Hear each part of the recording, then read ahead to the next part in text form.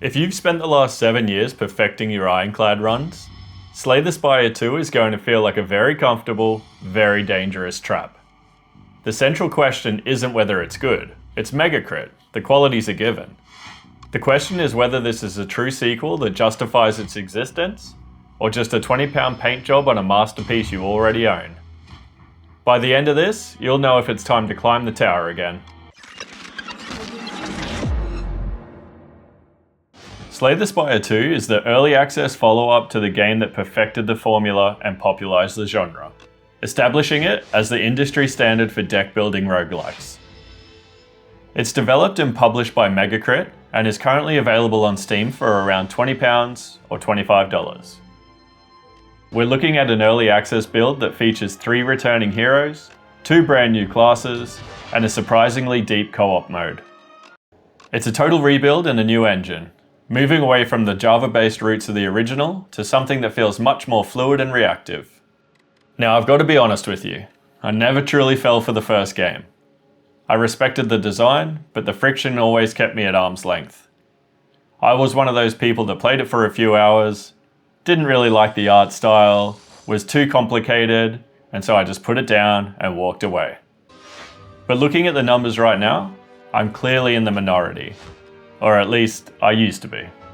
Right now, the original Slay the Spire is sitting at a very respectable 22,000 concurrent players. That's a massive number for a 7-year-old indie game.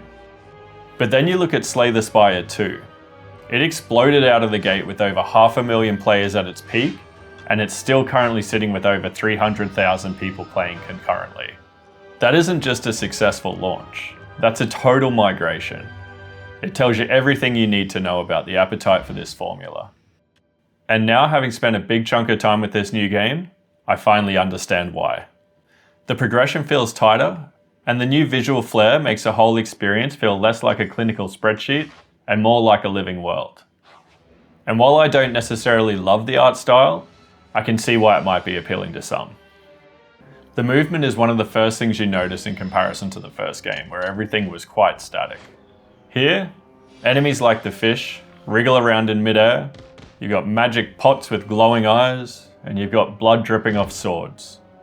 It still has that endearingly homemade look, but it's been given a professional depth that makes the old game look like a prototype. I also have to mention, if you own a Steam Deck, this is basically mandatory. The move to a new engine has made the performance flawless. It feels like the game was grown in a lab specifically to be played on a handheld. The text is sharp, the battery draw is minimal, and the just one more run loop is arguably more dangerous when you can take it to bed. It is, quite simply, the best way to play. But the brilliance isn't just in the pixels or the portability. It's in how the game weaponizes your own habits against you. Megacrit has spent years watching thousands of die-hard players, and they've built this sequel to punch back at our collective muscle memory.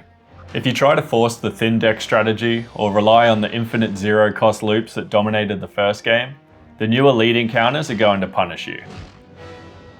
They've introduced enemies that temporarily downgrade your cards or populate your deck with junk, specifically when you try to play too many cards in a single turn.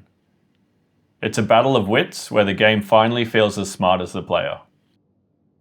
The 2 new characters are excellent. The Necrobinder, which is my favourite to use, with her skeletal hand pet Osti, adds a layer of board management that was missing before. You aren't just managing a deck anymore, you're managing a presence on the field. Then there are Godlike encounters. Instead of just one boon at the very start of the run, you meet bizarre beings at the start of every act. Take Vaku for example, a demon who offers you massive energy, but insists on playing your cards for you during the first round of every combat. It's bold, it's slightly unhinged, and it creates those moments of lunacy where you feel like you're breaking the game right up until the game breaks you. Now, we have to talk about the DLC problem. If you look at a screenshot, the accusations are easy to make. 3 of the heroes are returning favourites, the map nodes are the same, the merchant is the same guy, and even the 3-act structure feels identical. If you were expecting a radical departure, something like the shift between Hades 1 and Hades 2, wink wink, new video coming soon, you might be disappointed. Megacrit has chosen to optimize a proven process rather than re-engineer the entire system. It's a conservative design choice, and for some veterans, it might feel a bit too safe. There is also the reality of early access. We're talking missing placeholder art, missing card assets, little bits and pieces like that. It's charming, sure, but it does occasionally pull you out of the experience. But at the end of the day, all these things are going to be fixed over time. That's the purpose of early access. And then there's the co-op mode. It's a massive technical achievement, but currently it feels like the easy mode.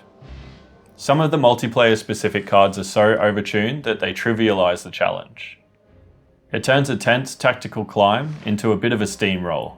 It's fun for the company, but it lacks that signature Spire cruelty that makes a win feel earned. If this breakdown is helping you decide whether to join those 300,000 players on your deck or your PC, consider doing the usual. Like the video and subscribe to the channel. It helps me keep these reviews grounded and focused on the actual decision-making process. Alright, let's wrap this one up. I say play it if you loved the first game but reached a point where it felt solved. Or if you have a Steam Deck and want the ultimate travel companion. The anti-meta design will force you to actually think again. And avoid it if you are hoping for a total mechanical revolution. This is a masterclass in operational refinement, not a reimagining of the wheel. Slay the Spire 2 is a wily sequel. It's not a revolution, it's an evolution of the smartest game in its class. Megacrit has taken everything they learned from watching us play for 7 years and built a version that finally knows how to counter our best moves. The peak concurrent player rate of over 500,000 isn't just hype. It's a collective recognition that the king is back and he's brought better tools. So the verdict? I say buy it. Even with the placeholder art and familiar map, it's already the definitive version of Spire. It's a better version of the game you already love, and for most of us, that's more than enough. Okay, I'll be over here Googling how to build a strong deck, because apparently I haven't learned how to yet. See you guys in the next one.